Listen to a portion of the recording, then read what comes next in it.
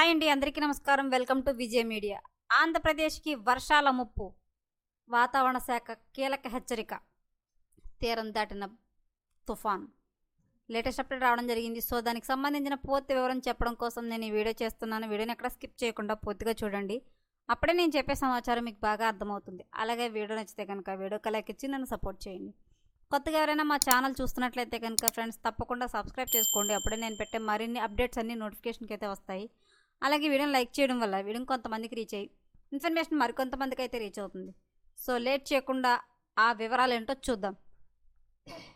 భారత వాతావరణ శాఖ ప్రకారం బంగాళాఖాతంలో నేడు అల్పపీడనం ఏర్పడే అవకాశం ఉంది. ఈ అల్పపీడనం ప్రభావంతో ఆంధ్రప్రదేశ్లో రాబోయే 5 రోజుల పాటు వర్షాలు కురిసే సూచనలు ఉన్నాయి. ఈ వాతావరణ వ్యవస్థ ఉత్తర బంగాళాఖాతంలో బలపడి తీవ్ర ప్రాంతాలైన ఉత్తరాంధ్ర, కోస్తాంధ్ర మరియు రాయలసీమలో మోస్తారు నుంచి భారీ వర్షాలు కలిగించవచ్చు. ప్రత్యేకించి విశాఖపట్నం, విజయనగరం, శ్రీకాకుళం, గుంటూరు, ప్రకాశం, నెల్లూరు వంటి జిల్లాల్లో వర్షాలు ఎక్కువగా కురిసే అవకాశం ఉంది.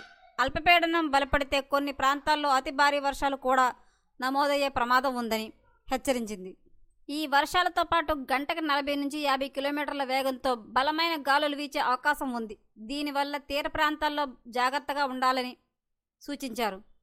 రాష్ట్ర ప్రభుత్వం మరియు విపత్తు నిర్వహణ శాఖ అధికారులు ప్రజలను అప్రమత్తంగా ఉండాలని, అవసరమైతే బయటకు రావడం తగ్గించాలని కోరారు.